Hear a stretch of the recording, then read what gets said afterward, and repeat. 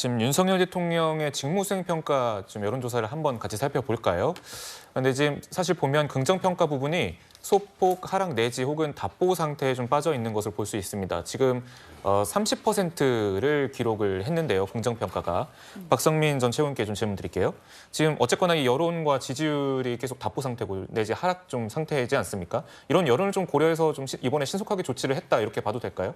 네, 제가 봤을 때는 이거는 이런 지지율 하락의 상황과는 별개로 사안 자체가 너무나 심각하고 중대하기 때문에 어떤 상황이라도 좀 긴급하게 조치를 했을 것으로 보여지고요. 다만 앞에서 학폭위가 언제 개최됐는지 이런 부분과 관련해서 말씀을 주셨지만 지금 민주당에서 여러 가지 권력형 무마가 있었던 거 아니냐라고 제기하는 그 의혹 중에는 그런 것도 있습니다.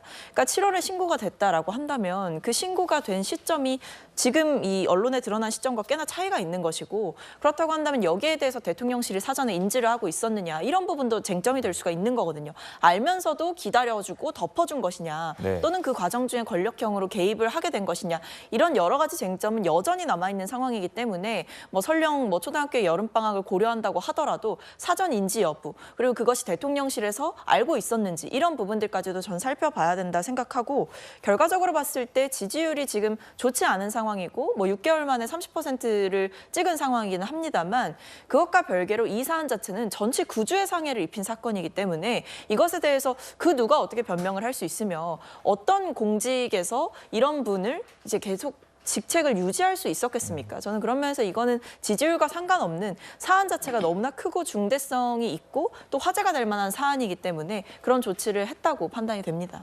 네, 대통령실이 지금 그만큼 여론에 민감하게 반응을 하고 있는 상황인데, 이 부정평가에서 많은 부분을 좀 차지하고 있는 이 독단적이다, 소통이 부족하다, 이런 민심에 대한 대응을 하고 있는 것 같습니다. 직접 들어보시죠. 국민은 늘 무조건 옳다. 어떠한 비판에도 변명을 해선 안 된다.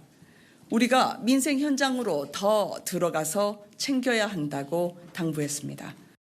저보고 소통이 좀 부족하다고 하는 지적하시는 분들이 많아서 저도 많이 이제 좀 반성하고 더 소통을 하려고 합니다만은 소통만 해갖고 되는 게 아니라 추진하면서 소통을 해야 됩니다.